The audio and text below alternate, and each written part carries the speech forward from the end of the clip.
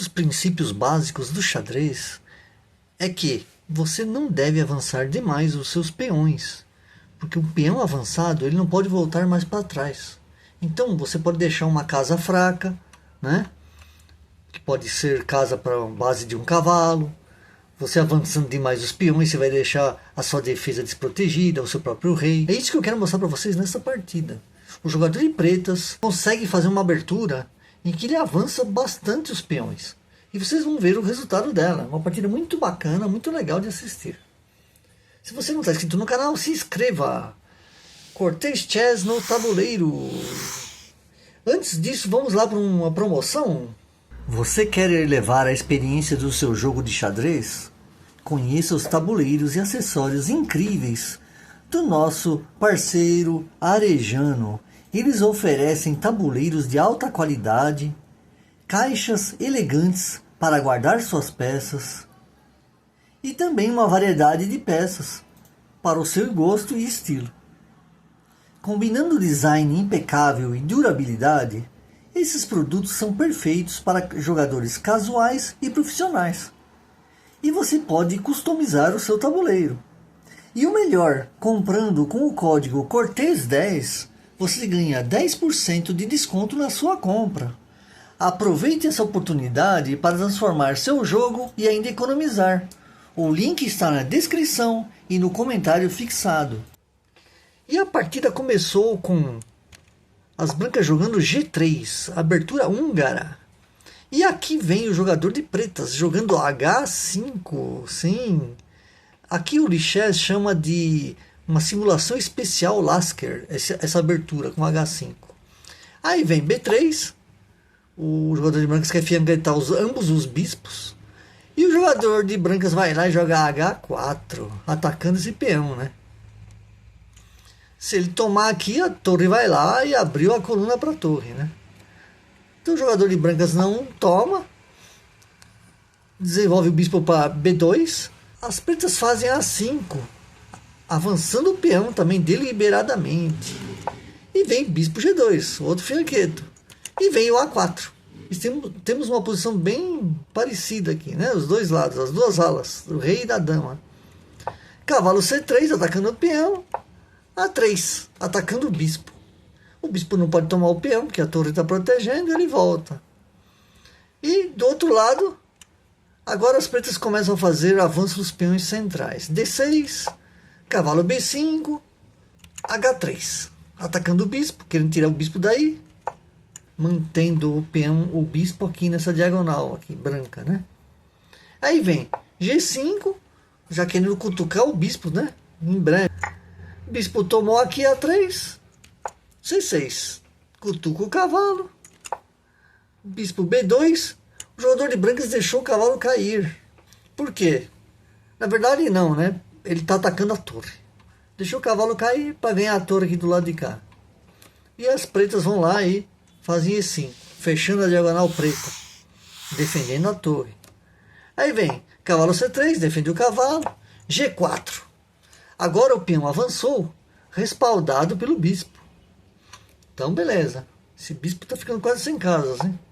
Aí vem aqui o bispo. E está ficando sem casa esse bispo aqui, né? Acabou as casas do bispo. Olha quanto avanço, hein? Por isso que eu quero falar com vocês, né? O jogador de pretas avançou bastante os peões, tá? Ele quer ganhar material de qualquer jeito, né? Esse bispo já está sem casas, né? Bispo C4. Aí, acabou as casas do bispo. O bispo já era. Cavalo vem para cá. O peão ainda dá um duplo no cavalo e no bispo. E deixou cair a torre. Mas dá para ganhar o cavalo aqui, bispo aqui e o bispo. Então foi uma troca de bispo e cavalo por torre, né? E os peões avançados, hein? Ó, vejam bem. Todas as peças pretas estão na primeira coluna. Não tem nada desenvolvido, só peões desenvolvidos. Para lá, sobe aqui mais um peãozinho. Bispo vem. Não pode tomar o peão porque está protegido pela dama. E3. Agora as pretas querem abrir o centro, né? Fez isso aqui, cheque. Tem que cobrir com a dama, né? Que se cobrisse com o peão, ia dar cheque de novo, né? Aí vem pra cá. Tomou o bispo, então as pretas tomam o bispo, uma boa jogada. Dama toma o peão aqui. Agora o rei vai ter que sair. Bispo C3. E agora, hein? Agora vai ter que haver a troca das damas, né? Dama toma, bispo toma. Torre foi atacada. Temos aqui, o computador fala, neste momento, que as pretas têm vantagem de 4,9, tá? As brancas são totalmente tolhidas na sua posição, né? Dificilmente vão sair dessa posição. Aí vem cavalo C6,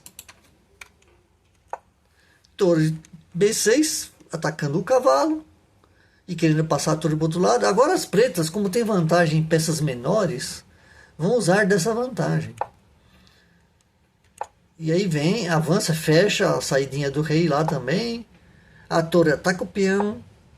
Peão avança, cavalo avança. Olha só. Os peões bem avançados. Pronto. A superioridade de peças menores é brutal, né? Há um perigo aqui, né? Essa torre pode subir aqui, né? Causando muitos problemas para as brancas. Vamos ver o que acontece. Bispo B5. Tomou a torre. As brancas estão com a torre lá no quadradinho, no canto. O rei protege o peão, né, que ia cair. Vem outro cavalo. Agora esse peão vai cair de qualquer jeito. E agora atacou o bispo. Tomou aqui e cheque. Aí rei F1. O rei já está ficando mais cercado do que nunca. O bispo volta. Esse cavalo vai ter que sair. Voltou duplo aqui. Olha o garfo que o cavalo deu na torre e no rei, hein?